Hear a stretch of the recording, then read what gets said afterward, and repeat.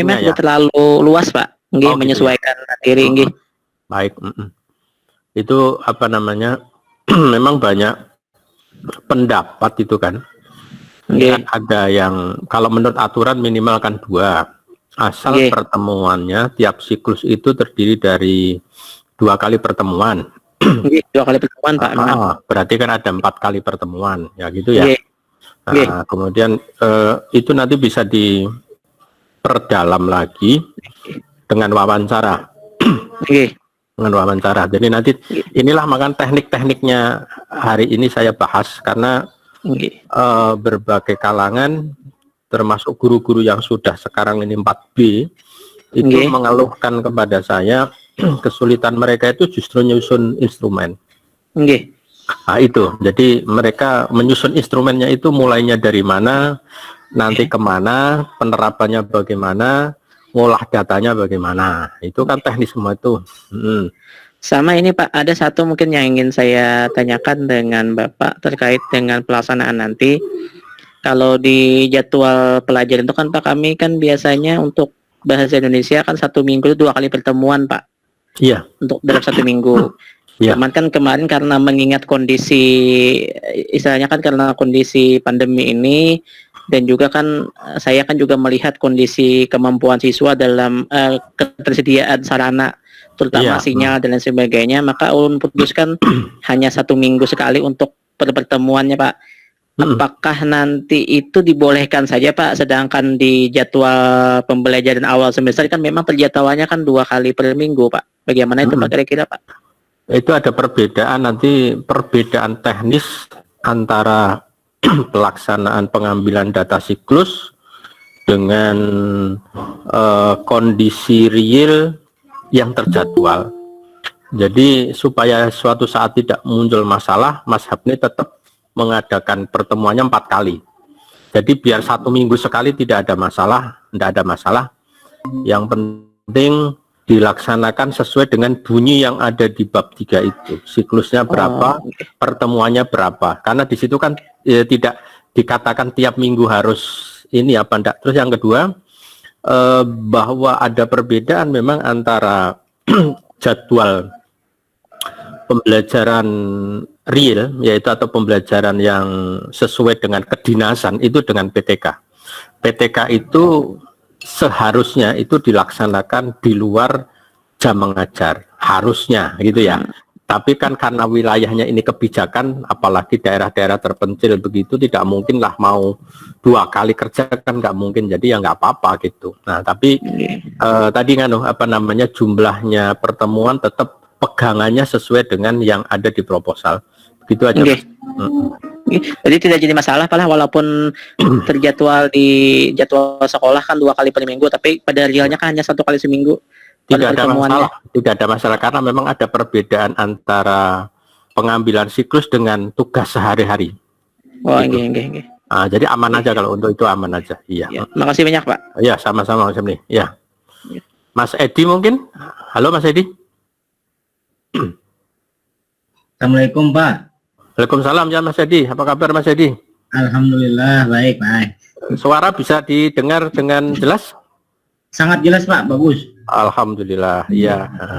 Cuaca sedang bersahabat sekarang ini. Iya.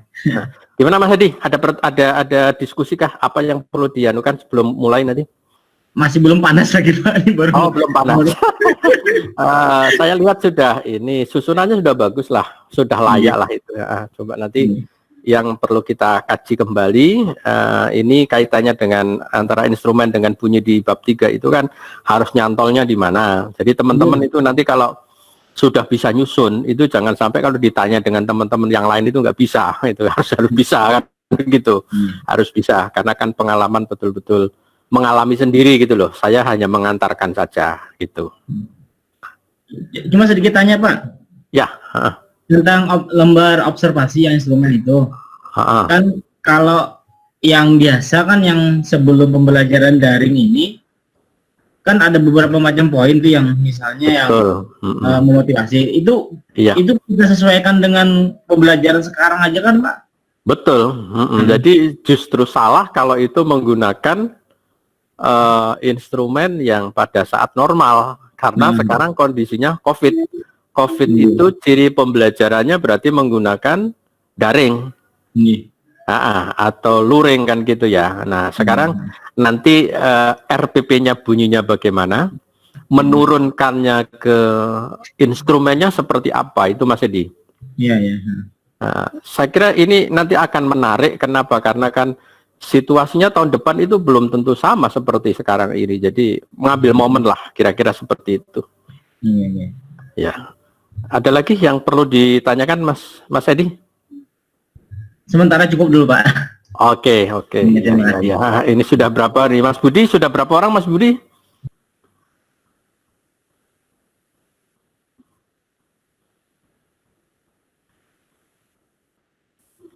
Oh gitu ya.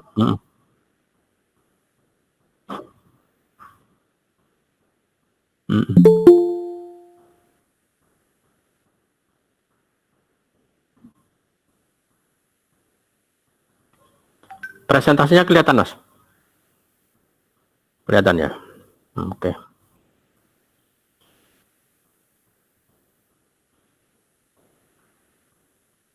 Oke. Pak Said, ini tuh Pak Said muncul. Waalaikumsalam Pak Said. Masih pegang kepala. Waalaikumsalam Pak Said. Waalaikumsalam warahmatullahi wabarakatuh. Bagaimana Pak Said? Sehat? Alhamdulillah. Alhamdulillah. Ya. Yang penting sehat dulu Pak Said. Ya, alhamdulillah. Ya.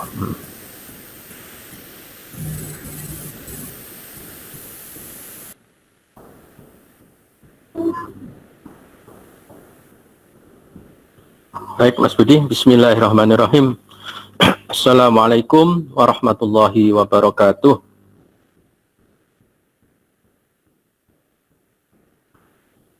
Baik. Suara bisa didengar dengan baik Mas Budi? Alhamdulillah baik. Ya. Pertama-tama mari kita bersyukur kehadirat Allah Subhanahu wa taala, Tuhan yang Maha Kuasa.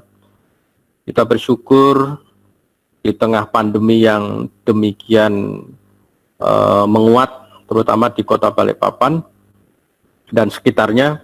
Mudah-mudahan kita semua, keluarga Bapak Ibu semuanya, selalu disehatkan oleh Allah Subhanahu wa taala, khususnya dari pandemi COVID-19 ini. Amin. Teman-teman yang saat ini kurang sehat, mudah-mudahan kita doakan teman-teman supaya segera sehat sehingga bisa melaksanakan tugas sehari-hari dan sekaligus dapat mewujudkan impiannya, yaitu menyusun laporan PTK, dan Bapak Said dan Pak Amrullah mudah-mudahan bisa menyusun laporan PTS-nya. Amin. Pertama-tama kita perlu ketemu ini. Saya ingin menyemangati Bapak Ibu. Saya ingin menyemangati Bapak Ibu. Kalau kita tidak ketemu maka suasananya lesu. Bapak Ibu tenggelam dengan halo? Ya.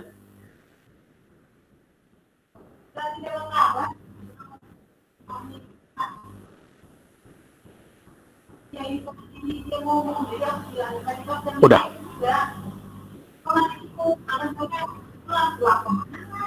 Oke. Sudah nampak, Mas?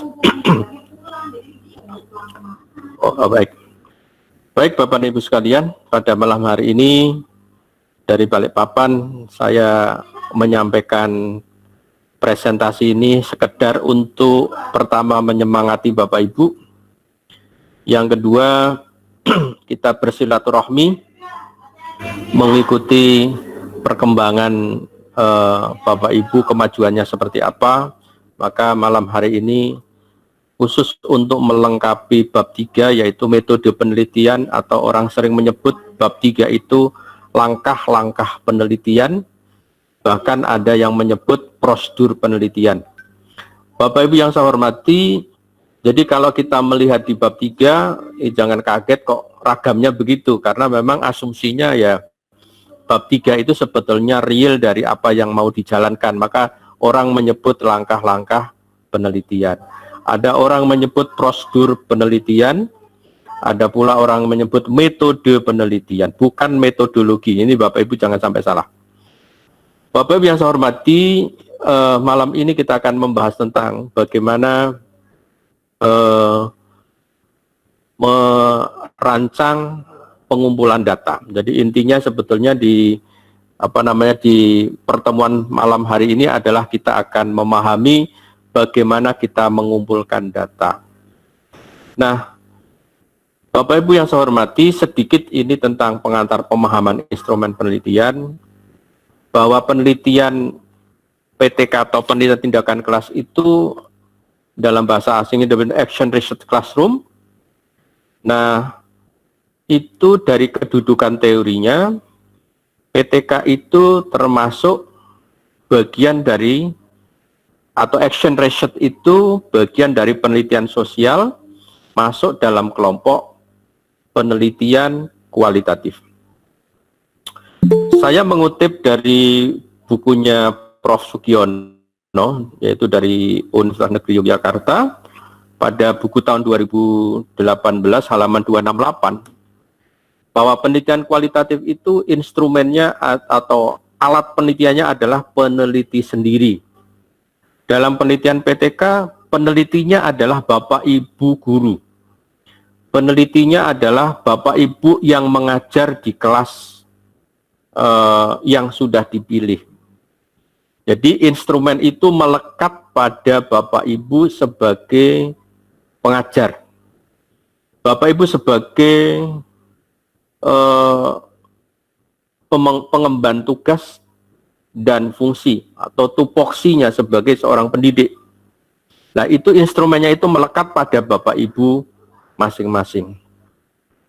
Nah, karena instrumennya itu ada melekat pada diri manusia, maka menurut Prof. Sugiono, peneliti itu pun perlu divalidasi. Siapa yang memvalidasi? Bukan orang lain, tapi dirinya sendiri. Bagaimana cara memvalidasi itu? Menvalidasinya adalah dengan cara kita merenungi seperti kita akan berjalan perjalanan jauh.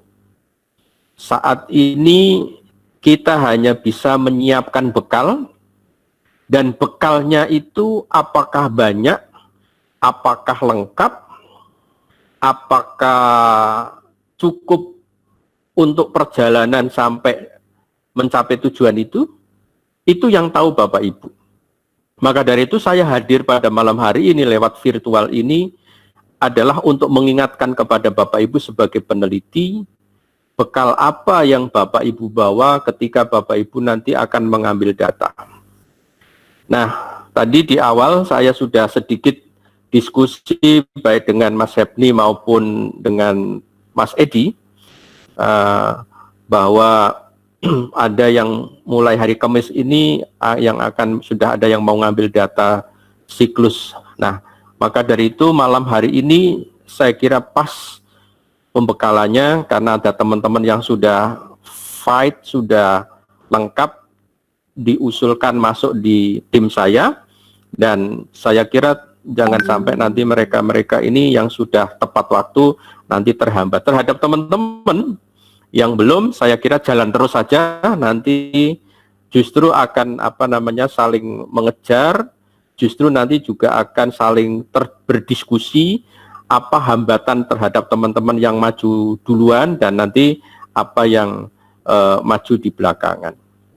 Nah, jadi itu ya Bapak Ibu, bahwa instrumen itu adalah, instrumen yang saya sampaikan malam ini adalah sebetulnya mengingatkan pada diri kita ketika kita nanti mau ke lapangan itu apa yang kita bawa. Jadi walaupun instrumen itu adalah manusia, kita sebagai manusia lalu melekat pada diri kita, tetapi ketika kita melakukan penelitian kita harus punya alat. alatnya itu yaitu bisa jadi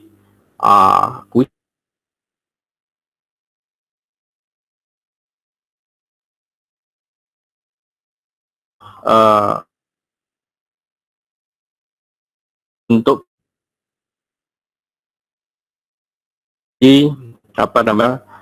pemahaman tentang ini. Nah, sekarang kita ke teknis Bapak Ibu. Pikir dalam penyusunan instrumen itu, terutama dalam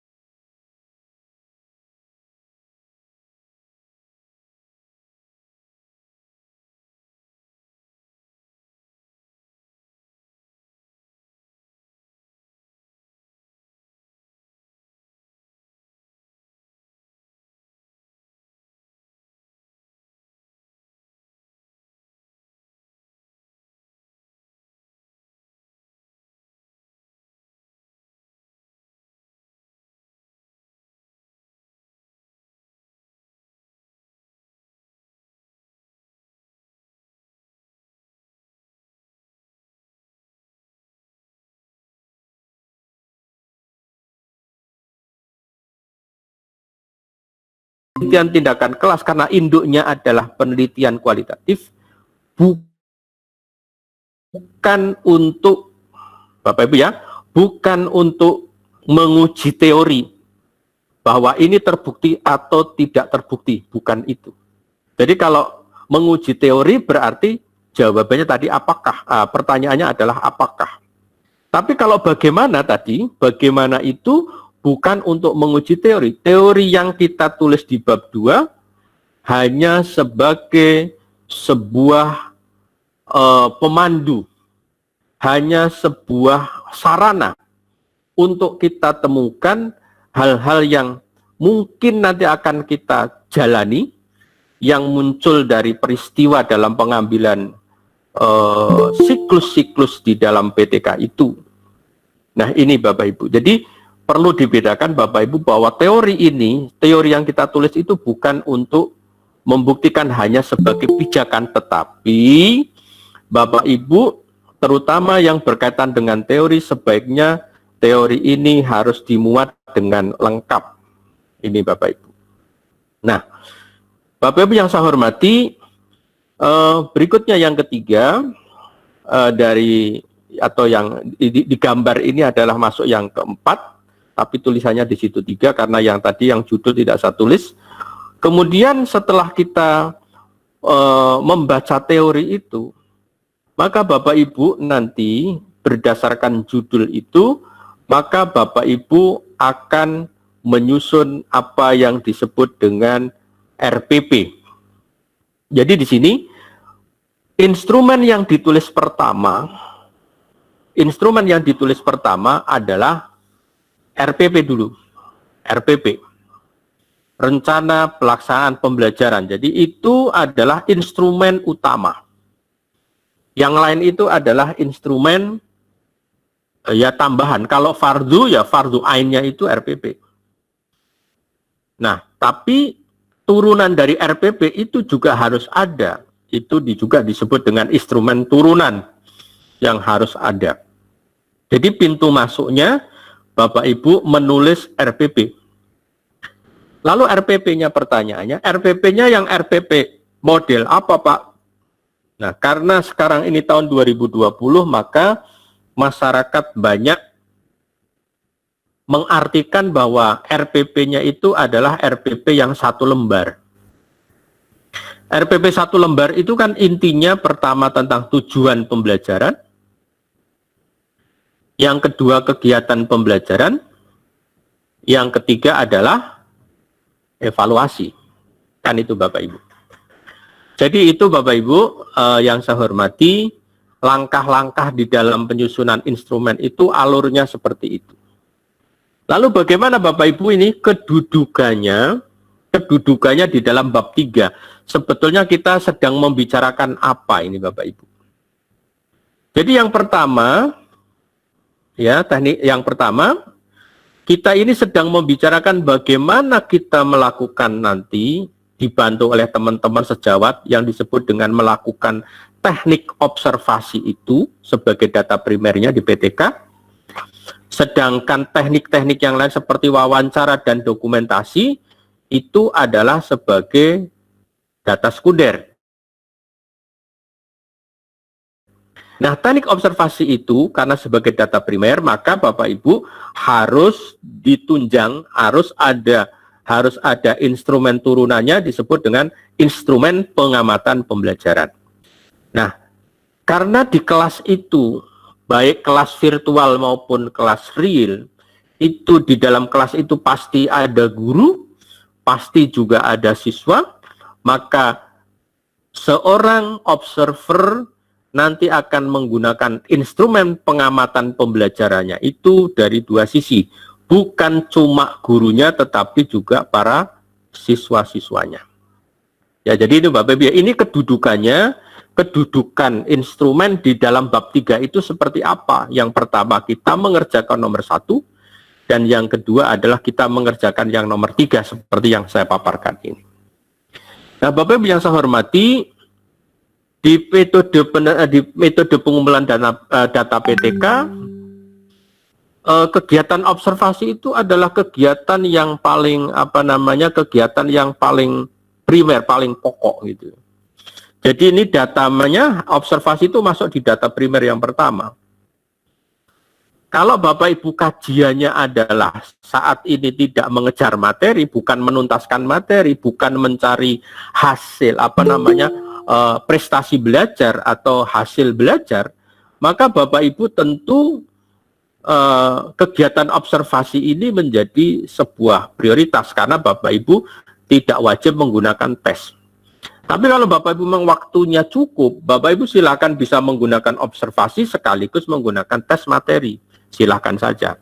Nah, apabila observasi ditambah dengan tes materi, itu ternyata masih kurang, silakan Bapak Ibu secara sampling, Bapak Ibu bisa menggunakan cara-cara wawancara yang mendalam ditambah dengan dokumentasi atau dengan depth interview atau wawancara yang mendalam. Itu ya Bapak Ibu. Jadi wawancara yang mendalam itu juga penting karena untuk menambahi apa yang kegiatan pada diobservasi pada saat Bapak Ibu ngambil data, kemudian observer mengamati Bapak Ibu, kemudian kalau tidak cukup ditambahi tes, kalau masih tidak cukup maka ditambahi wawancara dan dokumentasi. Nah, wawancaranya apakah semua? Tidak usah. Wawancara ini cukup sampling mungkin di kelas atas, maksudnya atas itu adalah anak yang paling aktif, misalnya begitu ya, anak yang paling bagus, tengah-tengah sama yang paling bawah. Itu samplingnya saja.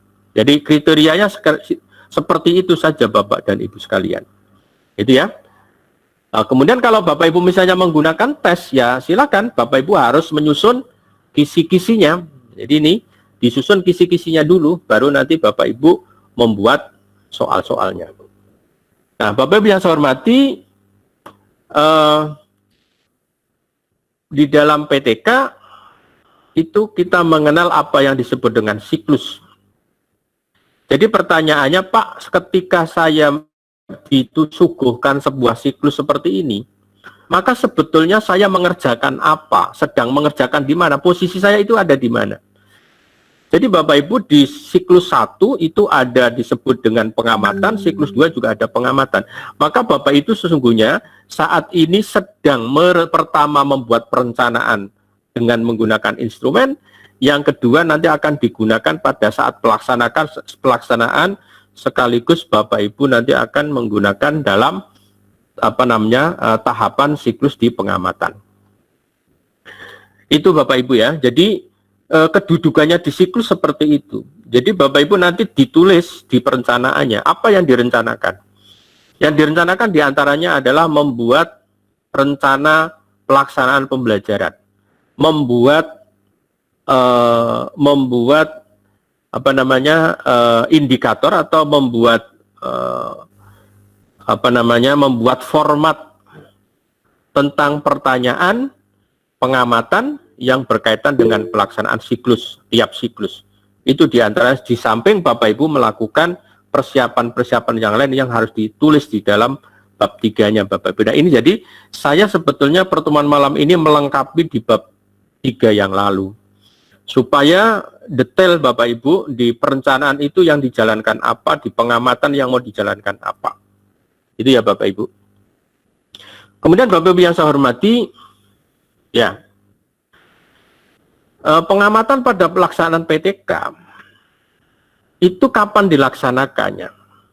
Bahwa pengamatan itu dilaksanakan berjalan bersamaan dengan saat Bapak Ibu mengambil data pelaksanaan pembelajaran.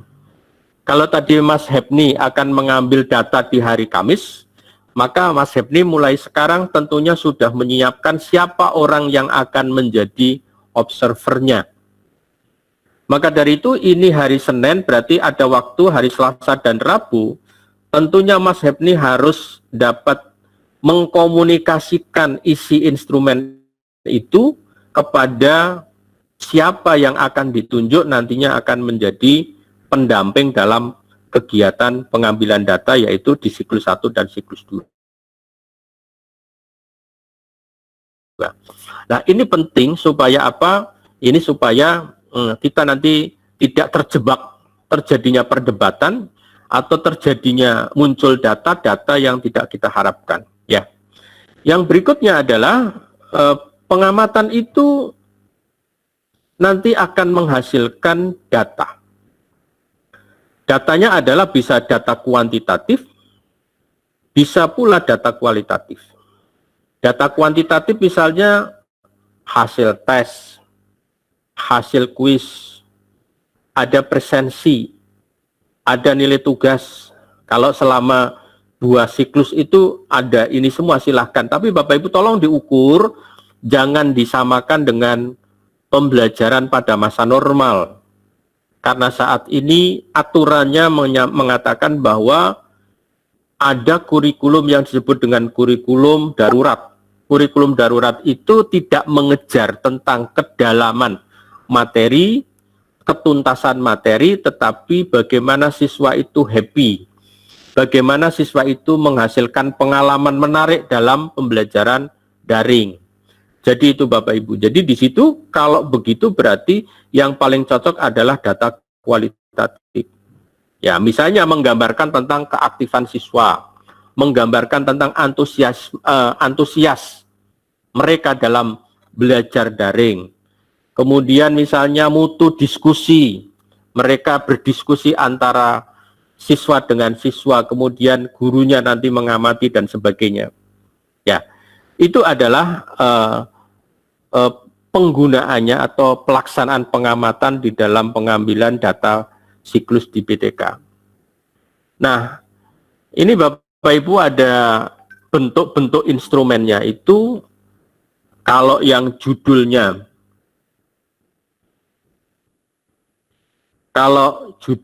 adalah meningkatkan hasil, maka Bapak Ibu tentunya akan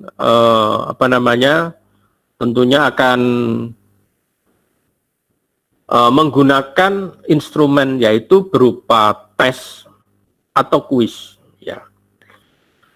Kemudian Bapak Ibu bisa juga nanti menyodorkan tentang format wawancara. Nah, kalau format wawancara itu biasanya tidak berdiri sendiri, tetapi biasanya ada pedoman wawancara. Dan nanti untuk yang mau masuk hari Kamis, Mas Hebni, nanti bisa diskusi japri aja secara mendalam mengenai instrumen-instrumen yang akan digunakan itu. Selain itu ada juga apa yang disebut dengan catatan lapangan atau lembar observasi, tadi sudah saya bahas di depan. Ada catatan lapangan yang akan dipakai untuk memperoleh data secara objektif, ya. Ini adalah yang biasanya tidak dapat direkam melalui lembar-lembar observasi. Jadi misalnya apa? Misalnya Bapak Ibu melihat kesedihan anak, misalnya contohnya.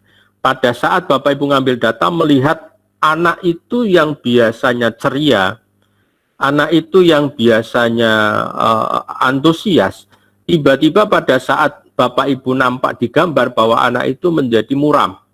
Nah, inilah yang harus kita catat, apa yang disebut dengan catatan lapangan itu. Baik. Bapak Ibu yang saya hormati, berikutnya adalah contoh-contoh instrumen. Nah, contoh-contoh instrumen misalnya ada lembar pengamatan siswa, ada lembar pengamatan guru atau pengamatan KBM, ada lembar penilaian kerja kelompok kalau memang ada kerja kelompok, ada juga misalnya lembar informasi balikan siswa, ada juga jurnal kegiatan. Nah, jadi instrumen-instrumen yang dipakai itu, ya, semua instrumen yang dipakai itu nantinya diisi, kemudian Bapak Ibu mencantumkan foto yang menggambarkan tulisan yang ada di instrumen itu. Misalnya contoh tadi, di catatan lapangan ada anak yang muram, maka ketika lihat anak yang muram, mukanya tidak ceria itu, maka pada saat itu mestinya langsung diambil screenshot.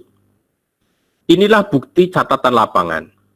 Kemudian kalau anak antusias itu, maka gambar antusiasnya itu seperti apa.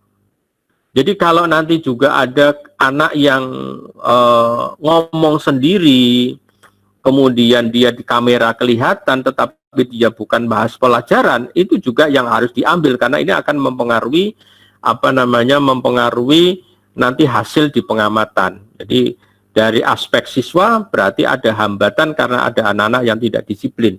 Itu nanti akan nampak seperti itu. Nah, Bapak Ibu yang saya hormati, kemudian ini contoh saja Bapak Ibu ya, ini contoh kebetulan saya ambil ini kisi-kisi observasi PTK yang saya ambil bukan berasal dari kondisi yang kondisi yang COVID ini, tetapi ini adalah penelitian terkini, tetapi di awal tahun 2020, jadi belum COVID-nya belum begitu belum begitu nampak gitu ya. Tapi intinya Bapak Ibu, ini akan menggambarkan, ini sekedar contoh saja. Nanti ini diambil dari RPP. Dari RPP itu nanti kita akan melihat bagaimana aspek sebelum pembelajaran atau persiapan pembelajaran. Lalu kegiatan awal pembelajaran, yaitu sudah masuk kegiatan pembelajaran, tapi belum kegiatan inti. Itu disebut dengan disebut dengan kegiatan awal pembelajaran. Nah, ini ada beberapa hal yang yang bisa dirujuk. Saya tidak membahas satu persatu karena ini kan kasuistik. Judulnya Mas Budi beda dengan judulnya Mas Hepni. Berarti kita kan harus membahas satu-satu kalau begitu ya. Jadi ini hanya gambaran secara umum saja, nanti kita lanjut dengan diskusi. Nah, ini kemudian setelah ada kegiatan tadi awal pembelajaran, maka ada kegiatan inti pembelajaran. Kegiatan inti pembelajaran itu berarti kalau di suasana yang normal, maka sudah masuk di dalam menyiapkan kelompok, kemudian sudah menjelaskan materi, pendampingan diskusi kelompok. Nah, sekarang kalau masa pandemi berarti posisinya di kegiatan inti itu ketika Bapak Ibu sudah menyiapkan materi, dipresentasikan seperti ini, kemudian nanti bagaimana para siswa itu mendapatkan layanan secara bergiliran untuk dapat bertanya dan berdiskusi sesama teman-temannya. Itu ya diantaranya Bapak Ibu. Nah, Bapak Ibu yang saya hormati, ini adalah gambaran yang tadi saya sampaikan di depan, bahwa susunan instrumen itu dalam penelitian tindakan kelas itu dimulai dari RPP, tujuan pembelajaran, kegiatan pembelajaran. Nah, dari kegiatan pembelajaran itu kemudian diambil intinya, apa kegiatan pendahuluan, apa kegiatan inti, dan apa kegiatan penutup. Jika Bapak Ibu juga menyelenggarakan evaluasi pembelajaran, maka silakan evaluasi pembelajaran juga nanti diambil. Sesungguhnya Bapak Ibu, bahwa penelitian tindakan kelas itu teamwork. Jadi bukan Bapak Ibu single majority atau single work, tetapi Bapak Ibu adalah teamwork. Karena Bapak Ibu teamwork, maka Bapak Ibu harus direncanakan kolaborasinya sekarang dengan siapa. Ini ya Bapak Ibu ya, karena keberhasilan Bapak Ibu itu keberhasilan tim sebetulnya, tetapi secara bergiliran, karena ini kan penelitian objeknya satu persatu. Nah, saya titip Bapak Ibu bahwa penelitian saat ini, PTK saat ini adalah PTK yang tidak boleh lepas dari apa yang disebut dengan kegiatan belajar interaktif. Jadi interaktif itu di sini Bapak Ibu, bukan Bapak Ibu guru seperti saya ini ngomong terus yang lain diam semua, bukan begitu. Tapi di sini Bapak Ibu ada gambar, ada pendidik, ada konten atau materi, lalu materi diserap oleh siswa, para siswa itu nanti berdiskusi di antara mereka. Nah, mereka nanti berdiskusi kembali kepada pendidik, pendidik kemudian juga nanti menengok kepada konten, begitu seterusnya. Maka dari itu saya menyebut ini dari, saya kutip dari Joseph Dwi Kristanto, saya menamai ini adalah konsep pengajaran interaksi. Jadi itu Bapak Ibu ya, jadi nanti gambaran datanya itu harus menggambarkan tentang pembelajaran interaksi, bukan pembelajaran yang satu arah itu Bapak. Jadi fokusnya kepada siswa. Jadi itu Bapak Ibu supaya ini menjadi titik penting. Nah, kemudian Bapak Ibu, bahwa interaksi belajar itu ya, itu di situ adalah terjadinya kolaborasi, terjadinya kerjasama, terjadinya sebuah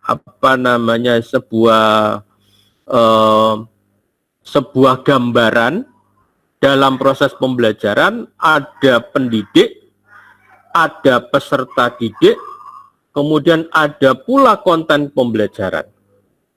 Jadi konten pembelajaran ini mewarnai pendidik karena memang dipilih oleh pendidik, kemudian disampaikan oleh peserta didik, kemudian peserta didik akan berinteraksi sesama peserta didik, dan peserta didik nanti akan kembali berinteraksi kepada pendidik. Ini bentuknya boleh dalam bentuk gambar video, nanti bisa juga Bapak Ibu bisa dalam bentuk diskusi di chat seperti WA misalnya begitu. Itu bisa saja. Maka dari itu nanti Bapak Ibu pesan saya bikin grup khusus dengan anak-anak, khususnya untuk untuk pengambilan data. Ini seperti datanya di Mas Hepni pakai WA, maka WA-nya ini ada kelompok khusus yang nanti bisa di share screen, ya, bisa di-download, ya, di-download bahwa itu adalah sumber yang berasal dari sumber yang berasal dari catatan data lapangan. Kemudian Bapak Ibu yang saya hormati, di dalam prinsip pembelajaran interaksi, ya, pendidik itu pendidik di dalam pembelajaran memaknai, ya, di dalam pembelajaran memaknai itu pendidik selalu melakukan sesuatu. Pendidik selalu mengatakan sesuatu. Pendidik selalu memikirkan sesuatu beserta anak didiknya. Maka dengan Bapak Ibu guru yang mengambil data itu, pendidik melakukan sesuatu, mengatakan sesuatu dari alur pikirnya, Bapak Ibu semua, kemudian Bapak Ibu itu akan menyampaikan kepada anak-anaknya, maka anak didik itu mereka akan menimbulkan apa yang disebut dengan interaksi. Nah, itulah nanti dari kondisi-kondisi ini maka akan muncul apa yang disebut dengan pembelajaran yang bermakna. Jadi pembelajaran yang bermakna itu pembelajaran yang nanti akhirnya seperti kita nonton sinetron itu nanti berakhirnya adalah kesannya adalah kesan baik. Kesannya adalah kesan menarik, kesannya adalah kesan yang dapat diingat dalam jangka yang panjang. Itu disebut dengan pembelajaran bermakna. Bapak Ibu yang saya hormati, berikutnya di dalam prinsip-prinsip pembelajaran pembelajaran yang bermakna tadi, maka akan terjadi saling ketergantungan.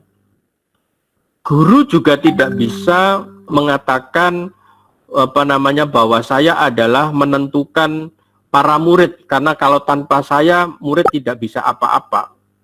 Ya, tidak tepat.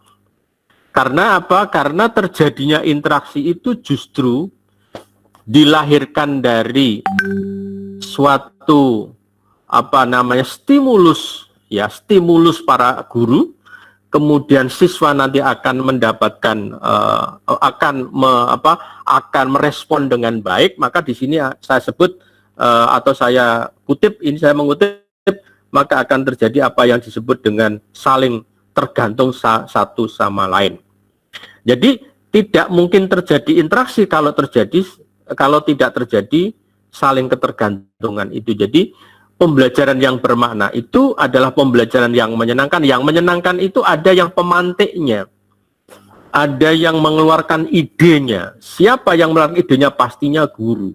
Tapi guru nanti akan memantik para siswa-siswanya, artinya para guru itu sudah tahu semua bahwa siapa murid-murid itu yang nanti akan menjadi pionir-pionir di dalam proses pembelajaran itu, sehingga titik-titik temu antara interaksi kelompok satu dengan kelompok yang lain itu sebelum kita melakukan pembelajaran tentunya kita sudah tahu petanya itu. Nah, itu nanti akan menghasilkan apa yang disebut dengan pembelajaran yang bermakna. Nah, terakhir dari prinsip pembelajaran interaksional itu, dengan adanya pembelajaran yang interaksi ini maka akan memberikan peluang pendekatan pembelajaran yang modern, ya, yang mengisyaratkan adanya interaksi antara peserta satu dengan lingkungan belajarnya daring. Jadi nanti itu nampak sekali ketika misalnya nanti diambil videonya, kemudian nanti bisa direkam, kemudian rekamannya itu nanti diedit sedikit, nanti akan muncul misalnya kalau di YouTube itu akan sesuatu yang menarik. Nah, ini menurut Yosef Dwi Kristanto ini, ya, dari pembelajaran daring itu salah satu diantaranya nanti bisa akan memunculkan pembelajaran kolaboratif dengan berbantuan komputer atau yang disebut dengan computer supported kolaboratif learning atau CSCL itu. Jadi itu diantaranya ya Bapak Ibu sekalian mengenai prinsip-prinsip di dalam kegiatan pembelajaran. Nah, kemudian warna lain dari apa yang disebut dengan interaksi ini chat diantaranya.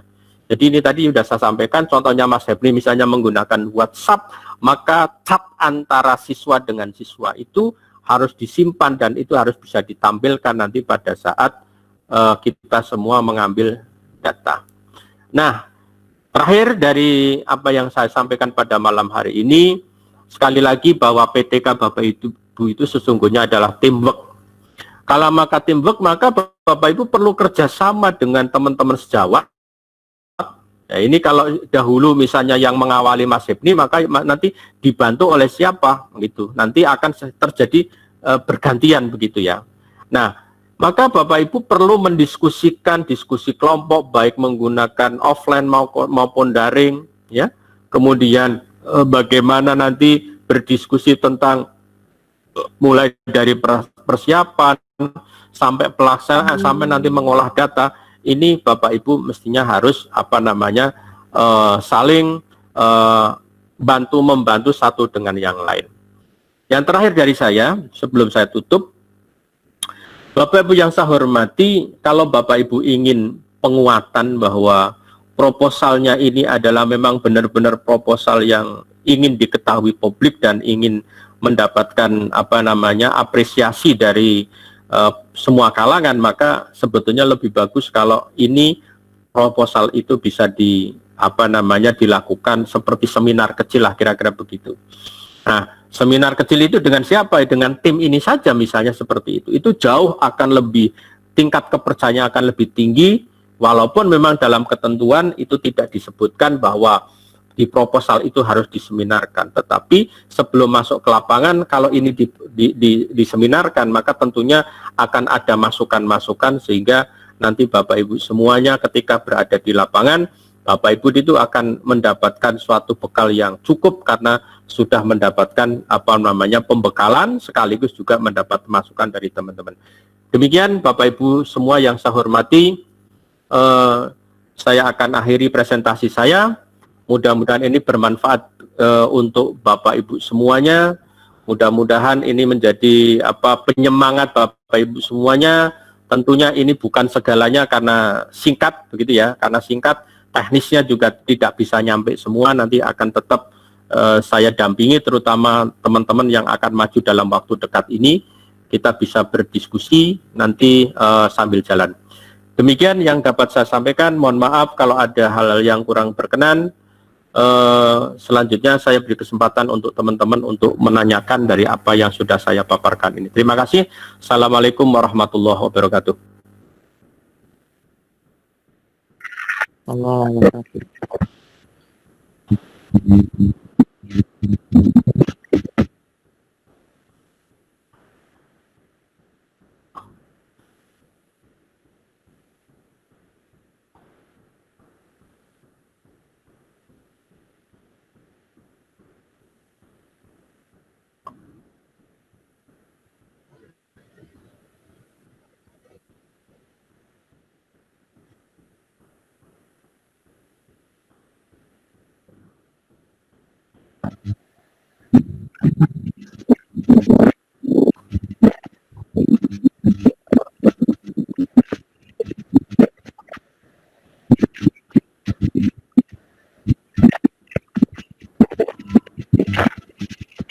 Assalamualaikum warahmatullahi wabarakatuh. Waalaikumsalam warahmatullahi wabarakatuh. Mas Mudi, saya mungkin ini sedikit minta pencerahan Pak. Yang pertama Pak, terkait dengan data awal, ini kan saya hanya minta penegasan dari Bapak apakah boleh atau tidak. Kemarin kan di awal-awal Agustus sekolah kami kan ada mengadakan pertemuan 1 hari dengan siswa terkait dengan pembekalan pembelajaran daring di rumah. Ya. Nah, momentum itu kemarin saya manfaatkan untuk mengambil data awal terkait dengan ketersediaan sarana HP Android, kemudian gaya belajar anak, tapi dalam bentuk backlist Pak. Jadi saya tidak melakukan tidak mengambil data melalui grup WA karena waktu itu kan ada siswa yang diminta hadir 1 hari ke sekolah. Jadi saya memanfaatkan kemarin di kelas untuk wawancara dengan siswa terkait dengan ketersediaan prasarana HP Android dan juga gaya belajar mereka. Nah, apakah itu bisa saja Pak diletakkan nanti sebagai bahan lampiran? Maksudnya tidak harus saya mengambil data aja untuk data awal dari wawancara di grup WA. Bisa apakah bisa atau tidak Pak? Itu mungkin yang pertama. Kemudian yang kedua Pak, terkait dengan judul yang saya ingin teliti. Judul saya itu kan Pak meningkatkan keterampilan Pak, bukan hasil keterampilan siswa. Namun untuk alat ukurnya saya kemarin berinisiatif mengambil 3 alat ukur Pak. Yang pertama dari hasil tugas siswa, kemudian dari efektivitas pengumpulan tugas, ketepatan waktunya Pak, sama yang ketiga keaktifan siswa dalam diskusi di grup. Apakah itu sudah tepat Pak? Nanti mohon penjelasannya. Itu pertanyaan saya yang kedua Pak. Dua dulu Mas Ferdi. Masih ada 2 sebenarnya Pak. Supaya nggak lupa. Satu dulu yang pertama dan kedua tak jawab dulu ya. Silakan Pak. Baik Mas Ferdi, yang pertama itu saya kira langkah yang sudah bagus. Mas Hebni punya datanya, mengumpulkan siswa itu adalah sebagai bagian dari melakukan perencanaan penelitian PTK. Jadi itu masukkanlah di kolom perencanaan merencanakan daring, gitu ya. Jadi itu masukkan di sana. Kemudian berikutnya, apakah itu dilampirkan? Sebaiknya dilampirkan, termasuk foto-fotonya. Termasuk foto-fotonya itu bisa dilampirkan itu Mas ya. Jadi justru akan menguatkan karena alurnya sangat jelas, dimulai dari persiapan dulu. Nah di situ juga nanti Mas Hebni harus dapat memunculkan di bab 4 nanti saya kira itu bisa juga dimunculkan kondisi awal sebelum pelaksanaan itu dilakukannya apa, hasil perlakuannya itu apa. Misalnya data pemilik HP Android misalnya begitu. Dari sekian banyak siswa itu yang HP-nya Android itu apa? Mereknya kalau bisa apa? Kalau kemudian iOS-nya atau aplikasi softwarenya misalnya menggunakan apa? Itu saya kira sudah merupakan modal awal Mas Hebni ya. Itu saya apresiasi itu. Karena apa? Ini meyakinkan kepada publik bahwa penelitian ini bukan penelitian abal-abal, tetapi betul penelitian yang detail. Itu yang pertama. Yang kedua soal indikator-indikator itu. Yang disampaikan itu boleh-boleh saja Mas Hebni, lakukan apa saja, sepanjang itu Mas Hebni tulis di bab 2. Jadi di teorinya di bab 2 pastikan harus ada. Jangan kita lakukan kemudian tidak ada di bab 2 ya, terutama untuk terutama untuk mengukur perilaku, karena mengukur perilakunya ini perilaku perubahan belajar tetapi bukan hasil, karena judulnya kan bukan hasil ya.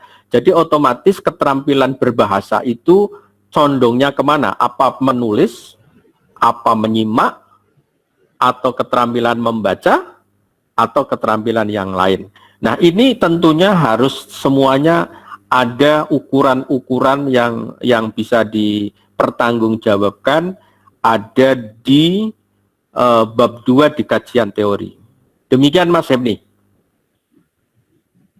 Terima kasih Pak. Mungkin untuk pertanyaan lagi ini Pak. Ya. Untuk pertanyaan yang ketiga Pak, ini kan saya sudah membuat instrumen observasi untuk observer nantinya. Insya Allah nanti besok akan saya diskusikan dengan kawan-kawan observer di sekolah yang nanti membantu saya.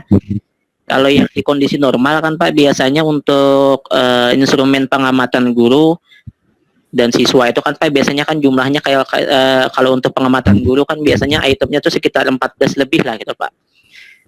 Namun kan mengingat pembelajaran yang nanti akan saya lakukan ini kan pembelajaran daring, ada beberapa item yang saya pangkas Pak, saya hilangkan karena memang saya merasa bahwa itu tidak betul, tidak perlu pembelajaran daring. Pertanyaan saya, boleh saja kan Pak itu tidak harus baku, misalnya di atas 10 itemnya, misalnya item di bawah 10 tetapi sesuai dengan RPP kan boleh saja kan Pak untuk yang pertanyaan ketiga ini Pak, mungkin kita penjelasannya. Oke. Ini adalah sudah substansi instrumen. Jadi substansi instrumen itu ya paling tidak standar minimalnya kalau di RPP itu ada persiapan pembelajaran, maka Mas Hebni di persiapan pembelajaran itu guru melakukan apa? Misalnya melakukan pengecekan kebersihan di itu kalau di kelas normal ya. Kalau sekarang kelasnya kelas virtual, berarti guru melakukan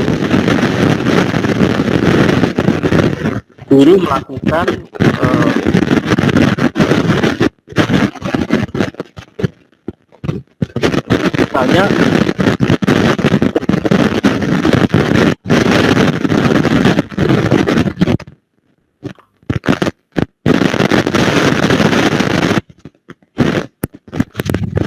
Alhamdulillah.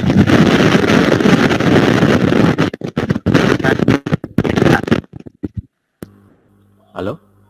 Ya. Ulangi. Misalnya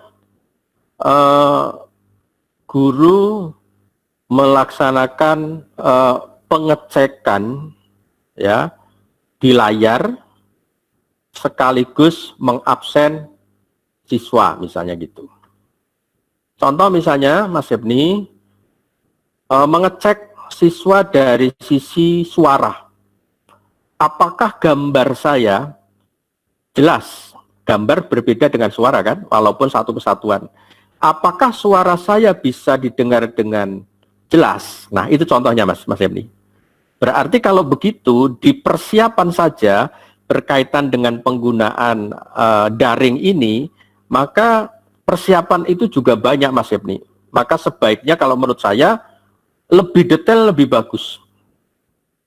Misalnya contohnya persiapan menyiapkan laptop, menyiapkan sinyal, menyiapkan koneksi antara laptop dengan HP misalnya begitu.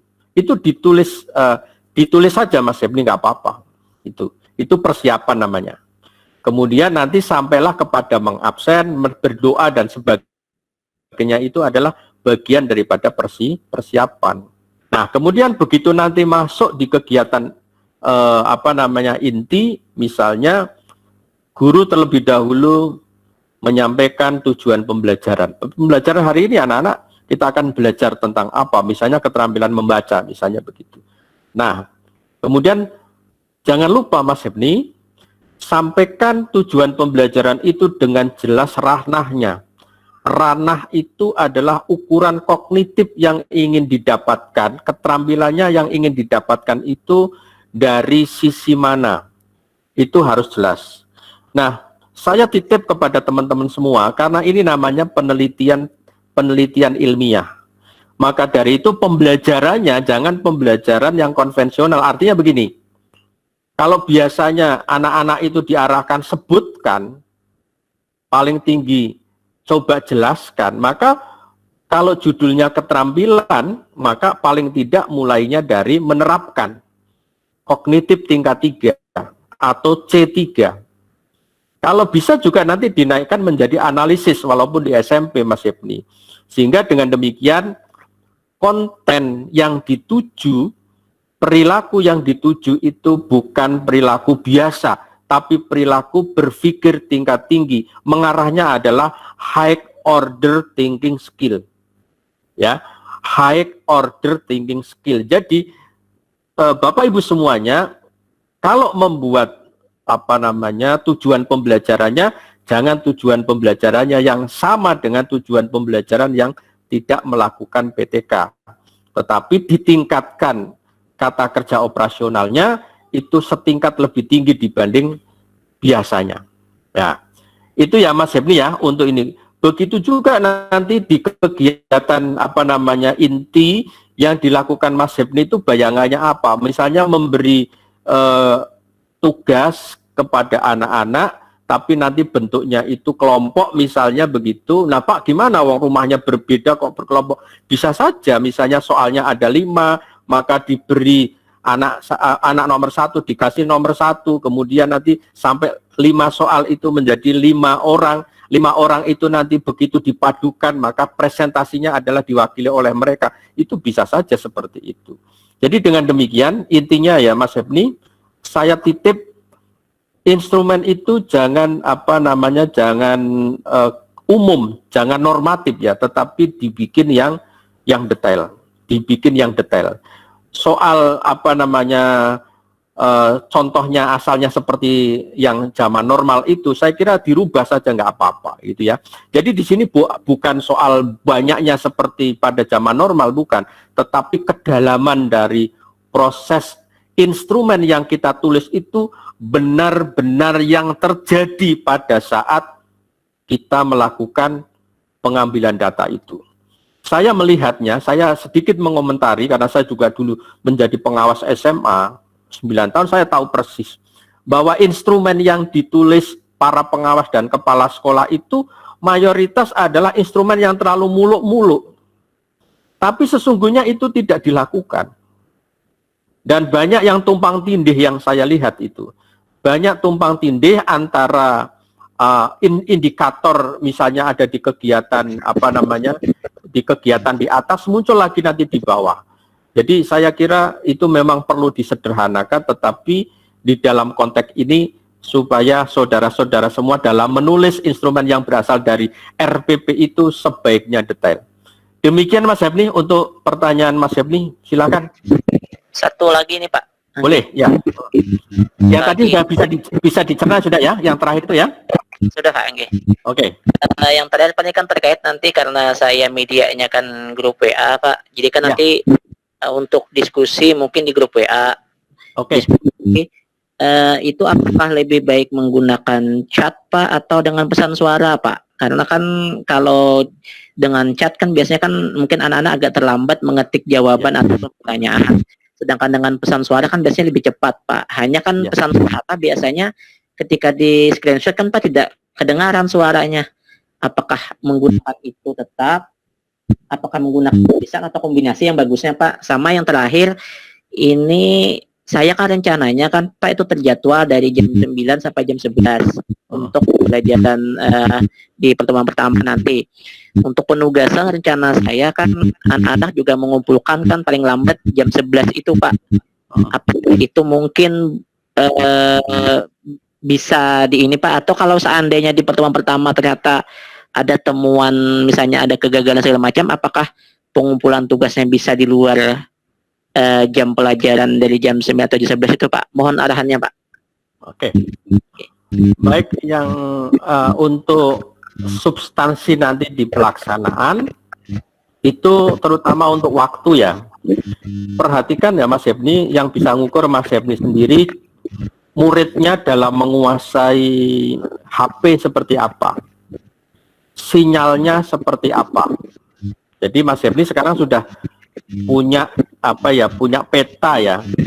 Nanti yang akan terjadi hambatan itu kira-kira siswanya siapa saja. Nah, ini kalau misalnya pakai Google Classroom kemudian nanti dikunci, misalnya jam 11 langsung dikunci, misalnya begitu, kira-kira nanti yang akan terjadi apa? Inilah poin penting yang bisa Mas Hebni nanti diskusikan dengan teman sejawat, terutama observer, supaya nanti observer ini juga memahami, begitu ya. Jadi kemudian dengan terhadap dengan anak-anak tadi, kalau nanti dengan anak-anak apakah menggunakan chat atau menggunakan video atau menggunakan suara? Saran saya, mana di antara 3 misalnya menggunakan chat, kelemahannya apa, keunggulannya apa? Kalau menggunakan video, kelebihannya apa, kekurangannya apa?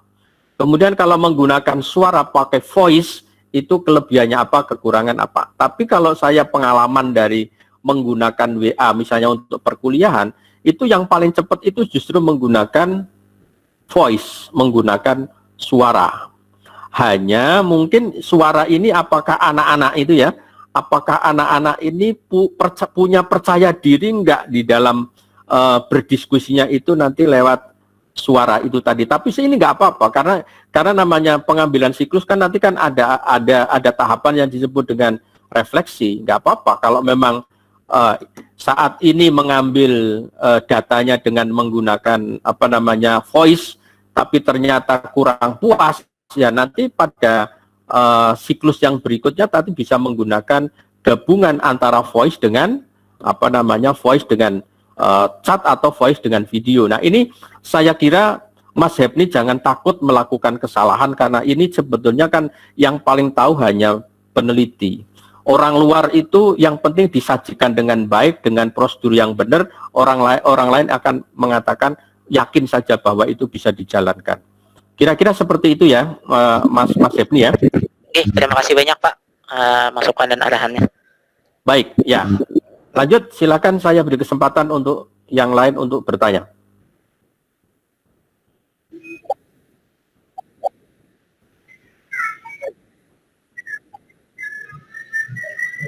Assalamualaikum Pak.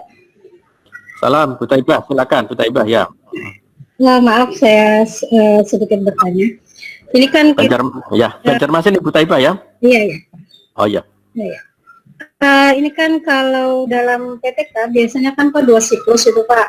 Iya. Nah saya kan ngangkatnya tentang persilangan monohibrid itu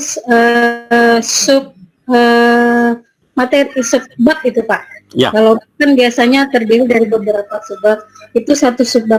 Nah sekarang kalau misalnya untuk RPT-nya Pak, itu gimana? Apakah setiap bentuk 2 siklus itu kan berarti ada 4 pertemuan itu Pak ya? Iya.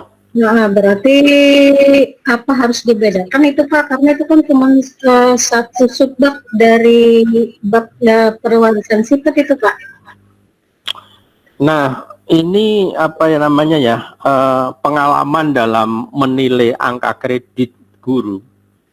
Biasanya penilai itu akan melihat pertemuannya ada berapa, siklusnya ada berapa, lalu pertemuannya ada berapa. 1 kali pertemuan itu berarti ada 1 RPP. Berarti akan ada 4 RPP, kan gitu Bu ya? Nah kalau ternyata, makanya judul itu hati-hati menuliskan materi di judul. Ketika materi itu diukur ternyata kompetensi dasarnya itu tidak cukup untuk 4 kali pertemuan, maka sebaiknya jangan dipaksakan untuk masuk di judul. Kenapa? Karena yang diukur bukan materinya. Yang diukur ini di sini adalah solusinya. Ibu menggunakan apa mengajarkan IPA, biologi itu dengan itu. Jadi kalau itu ternyata hanya 2 kali pertemuan itu habis, kemudian pertemuan 3 dan keempat atau masuk di siklus yang kedua menggunakan materi lain, nggak apa-apa. Jadi tidak masalah menggunakan materi yang berbeda. Yang tidak boleh adalah Bapak dan Ibu mengganti solusinya. Misalnya tadi Mas Hepni sudah memilih menggunakan WA medianya, lalu diganti nanti menggunakan Google Meet misalnya begitu, diganti di tengah jalan, nggak boleh. Kalau di tengah jalan itu bersifat melengkapi, itu boleh, karena tidak masuk di judul. Tapi kalau sudah masuk di judul, maka hati-hati di sini. Jadi itu. Jadi yang tahu adalah Bapak Ibu semua. Jadi Bu Taibah, saran saya ukur kembali kompetensi dasar itu, karena ini kan ujungnya di materi.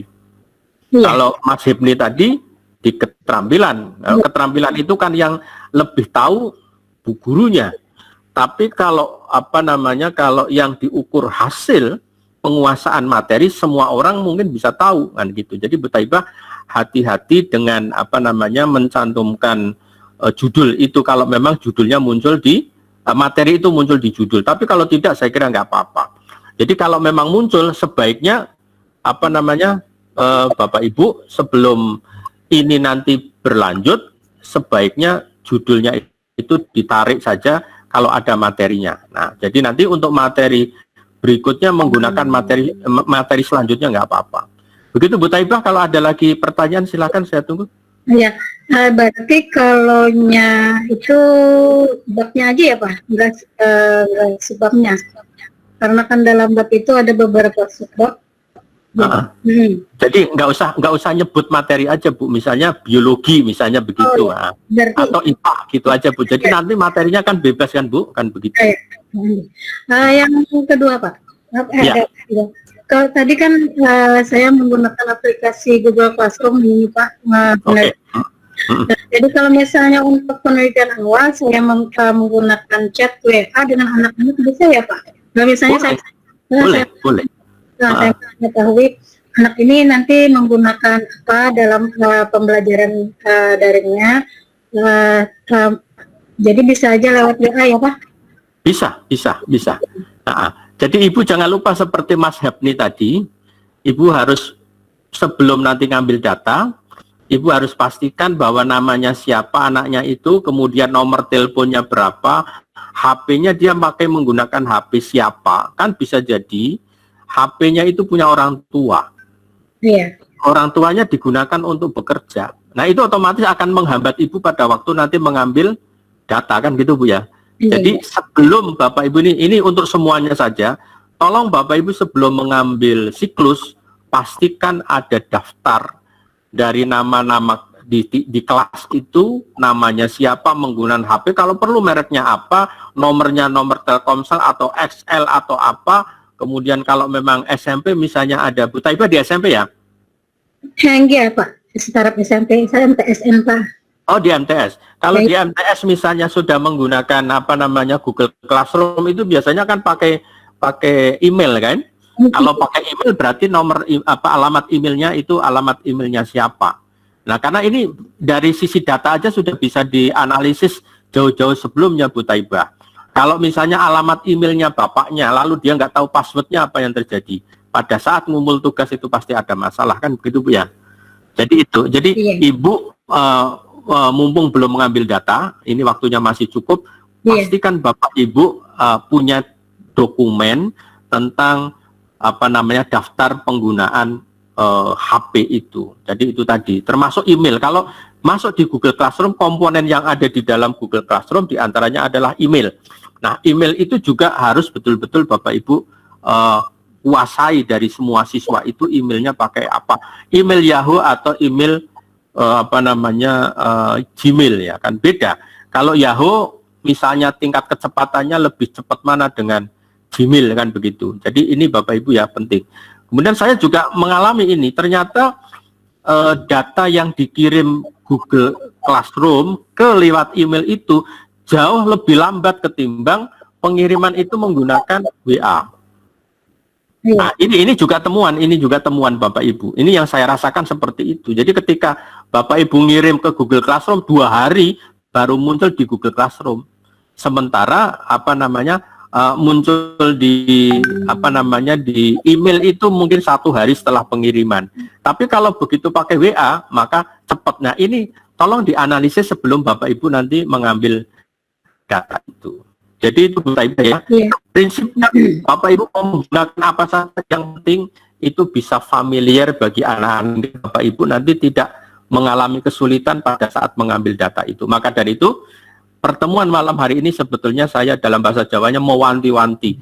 Saya mengingat-ingatkan kepada Bapak Ibu, jangan maju ngambil data, tapi kalau Bapak Ibu belum tahu tentang tentang kemungkinan kesulitannya, kemungkinan apa yang harus dilengkapi mulai sekarang apa, maka saya malam ini ketemu dengan Bapak Ibu untuk memesan itu. Ya, Bu Taibah? Ya. Nah, masih ada lagi? Masih ada lagi? Enggak, makasih banyak Pak.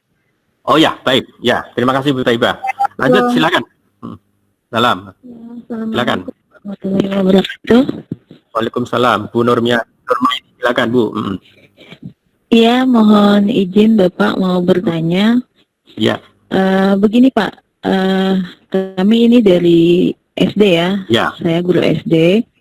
Jadi judul saya kemarin yaitu tentang peningkatan interaksi belajar Pak. Oke. Ya, jadi rencana saya menggunakan media aplikasi WhatsApp. Satu macam aja WhatsApp. Ya. Iya. Jadi rencananya Pak, saya ingin siswa saya itu nanti saya bagi kelompok. Ya. Kelompok grup WA. Ya. Jadi mereka bisa berdiskusi di kelompok grup WA. Iya, iya. Kemudian rencana saya nanti terakhirnya baru masing-masing kelompok nanti saya ingin mengadakan PC, Pak. Apa Jadi itu? diskusinya perwakilan saja nanti kalau sudah diskusi kelompok. Di Google Classroom-nya nanti perwakilannya aja. Iya. Oke, ya. Maaf Pak, video call aja. Video call. Oh, video call. Oke. Oh, VC. Ya, Iya. oke. Ya. Ya. Jadi maksud ulun pertegas ya Pak ya. Jadi mereka diskusi dulu di kelompoknya masing-masing, kemudian ada satu kesimpulan pada kelompoknya grup WA-nya masing-masing. Kemudian masing-masing ketua kelompoknya nanti saya video call ingin menyampaikan hasil diskusi. Kalau seperti itu bagaimana Pak kira-kira? Ya. Ini kan medianya sama-sama menggunakan WA, ya kan Bu ya? Iya. Iya. Jadi karena ini kan semuanya belum dijalankan, jadi saya kalau dimintai pendapat itu pun tidak 100% pasti benar kan Bu ya, tapi saya menggunakan logika dasarnya adalah Ibu Nurma ini harus memiliki data pengguna HP dulu. Itu Bu ya. Karena kemungkinan yang bakal terjadi adalah anak ini bisa jadi pas mau memakai kondisi baterainya lowbat, itu juga jadi masalah. Itu Bu ya. Lalu kehabisan kuota, itu juga jadi masalah. Ya, nomornya HP itu apalagi anak SD, HP-nya HP nama orang tua. Nah itu. Jadi ibu nanti pada waktu mau melaksanakan diwanti-wanti anaknya, bahasa Jawanya itu diminta kejelasannya pada saat ibu mengambil data berkaitan dengan masalah-masalah teknis itu untuk tidak terjadi masalah dulu. Itu poin pertamanya itu. Itu ya, poin pertama itu. Yang kedua, ibu nanti bisa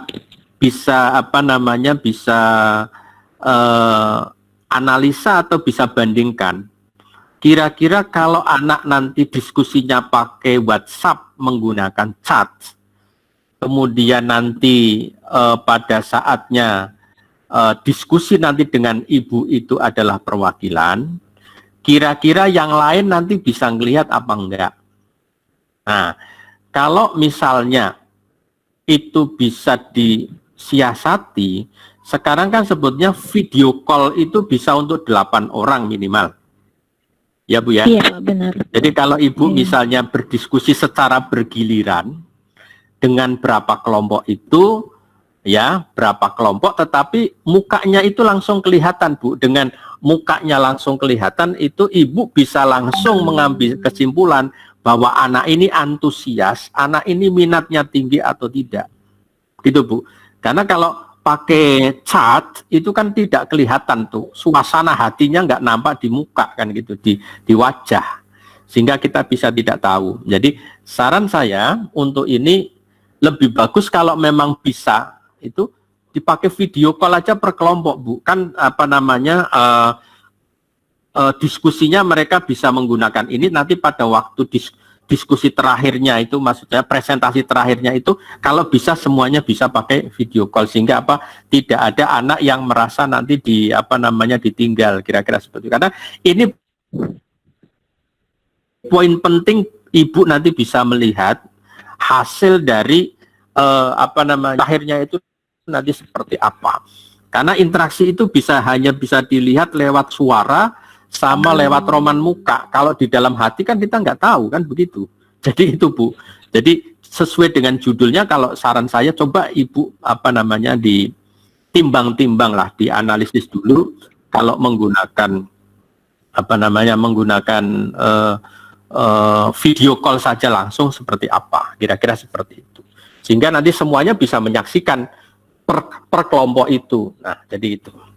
Ya, Bu Norma ini ada lagi pertanyaan?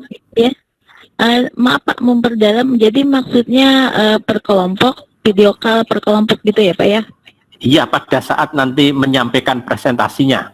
Tapi pada saat mereka berdiskusinya, silakan aja mau apa namanya mau pakai chat juga nggak apa-apa. Misalnya mau pakai voice note juga nggak apa-apa. Yang penting pada akhir terakhirnya itu kan antusiasme itu kan dilihat dari muka dan suara, Bu.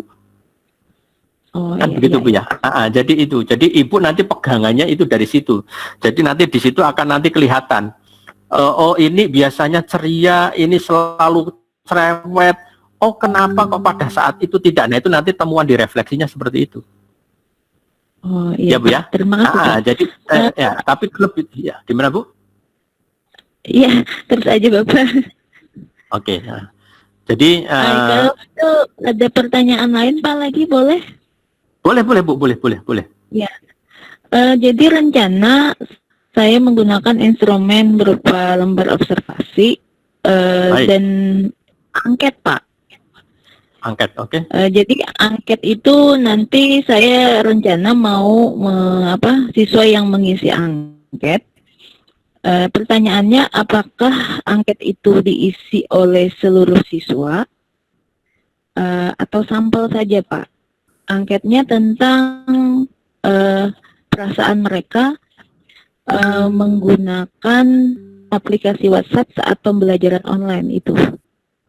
Jadi apakah semuanya atau sampel? Kalau saran saya sebaiknya semuanya, karena kan satu kelas jumlahnya tidak banyak. Itu ya. Lalu yang kedua, Ibu pertimbangkan karena kalau ini belajarnya di rumah bisa jadi mereka itu didampingi sama bapak, kai atau mamanya, kan gitu kan? Nah itu nanti yang mengisi itu pada saatnya itu jangan sampai yang ngisi itu orang selain siswa, karena itu hasilnya jadi beda Bu, gitu ya. Jadi itu. Jadi saran saya sebaiknya semua aja. Jumlahnya berapa sih Bu muridnya Bu? 23 Pak. Oh enggak banyak, 23 asal anak-anak kelas berapa ini Bu? Kelas 6, kebetulan kelas 6. Oh kelas 6 berarti sudah cakap lah. Enggak apa-apa. Saran saya kuesionernya jangan banyak pertanyaan ya Bu ya. Artinya satu lembar aja paling banyak lah, satu lembar itu. Berapa poin? Mana 15? Kurang lebih 6 atau 7 aja Pak. Oh ya sudah, ya kira cukup. Tapi kalau ini namanya kuesioner Bu ya, sebaiknya Ibu nanti gambarkan dengan rinci ya, gitu ya. Perasaannya seperti apa? Apakah pembelajarannya itu bisa dinikmati apa tidak? Bahasanya itu bahasa yang mengena sasaran sama mereka, jangan bahasanya bahasa pelajaran Bu. Bahasa pelajaran nanti nggak kena, karena ini yang diteliti kan sebetulnya bukan pelajarannya nih, perasaannya dia kan gitu Bu ya. Nah, jadi Ibu jangan lupa itu harus ada nanti di bab 2-nya bahwa semua yang ditulis di kuesioner itu jangan sampai terjadi lompatan di kuesioner ada, tapi nanti di bab 2-nya nggak ditulis. Jadi nanti sambil nulis kuesioner lihat juga nanti acuan teori yang ada di bab 2. Kalau memang ternyata di acuan ada, di teori nggak ada, maka di teorinya yang ditambahi gitu aja Bu. Ya Bu ya? Iya. Nah, baik. Boleh satu lagi Pak? Boleh. Ini observer Pak. Ya. Observer kan 2 orang kata Bapak ya? Ya. Ya. Bolehkah Pak observer ini dari teman peserta ini, PTK ini, peserta boleh, PTK online boleh sekali. Yang tidak boleh itu orang yang tidak pernah nyusun PTK Bu, jangan. Ya, jangan. Malah justru saya sarankan ini berkolaborasi, gantian gitu. Yang Ibu misalnya di minggu depan, maka bantu Ibu dulu, nanti dia minggu berikutnya, nanti Ibu bantu dia. Jadi terus begitu Bu. Semuanya nanti akan bisa namanya kolaborasi itu. Sehingga nanti akan menemukan permasalahan-permasalahan itu satu dengan yang lain bisa didiskusikan. Bu, saran saya justru yang ada di ruangan ini aja, ini yang bisa, yang rumahnya tidak terlalu jauh, ini bisa saling bekerja sama. Begitu Bu. Oh iya. Terima kasih Pak atas Terima kasih. masukan, Ya, saran. sama-sama. Ya, Bu. Ya. Baik, lanjut silahkan siapa? Kepala sekolah dari tadi belum saya sentuh itu tadi. Belum saya sentuh karena ini apa namanya? Versinya versi beda. Nanti untuk kepala sekolah yang membedakan apanya? Yang membedakan kalau kepala sekolah itu ada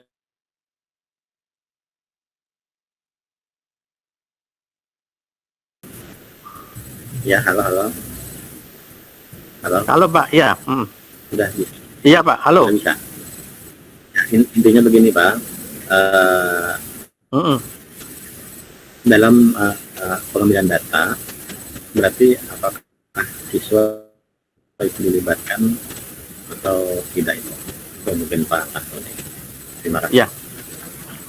Untuk Pak Said, karena PTS itu yang fokusnya bukan siswa tapi adalah gurunya. Gurunya Pak ya. Ya. Karena gurunya maka siswa tidak usah dilibatkan Pak, tetapi kemampuan guru pada saat mengajar menggunakan daring itu Bapak yang Bapak ambil. Nah, ini kan caranya bisa Bapak mengamati masuk di kelas. Kalau kelas daring berarti kalau pada saat seperti ini berarti Bapak minta masuk untuk bisa dimasukkan sebagai pengamat. Pengamat pada waktu pembelajaran daring itu, guru-gurunya gitu loh Pak. Jadi Pak Said nanti mengambil datanya pada saat guru itu melakukan pembelajaran itu. Jadi di situ nanti kan Pak Said tinggal mengisi checklist saja kemampuan dalam melakukan pembelajaran itu seperti apa. Kemudian karena di sini ada proses pendampingan, jadi lakukan pendampingan dulu baru nanti dilakukan supervisi. Jadi itu Pak. Nah, pendampingannya pada minggu yang lalu sudah saya sampaikan, kalau Bapak tidak punya artinya belum mampu dengan detail menguasai misalnya tentang pembelajaran daring, maka bisa nyewa pinjam teman yang lain aja gitu loh Pak. Nanti Bapak yang penting kan siapkan instrumennya.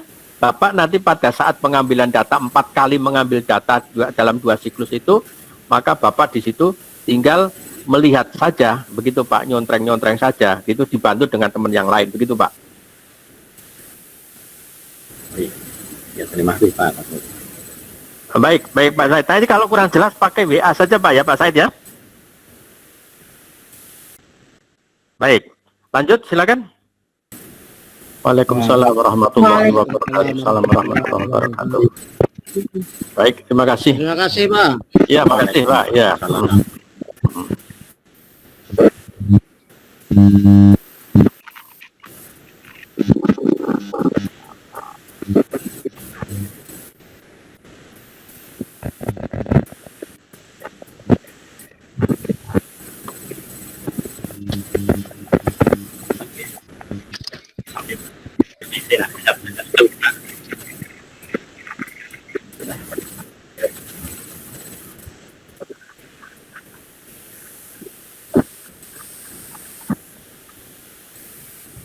Oke. Pak Said, jangan keluar dulu. Ya, oke, beres. Siap. Yang bertahan silakan diskusi.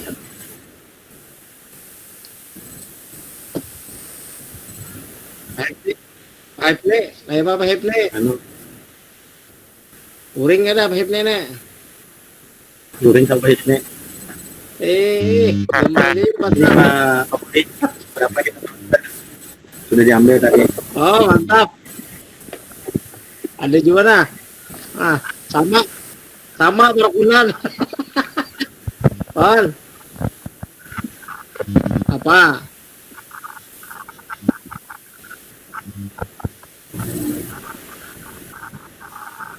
Ya, siap. Jadi, sudah jadi. Ada waktu.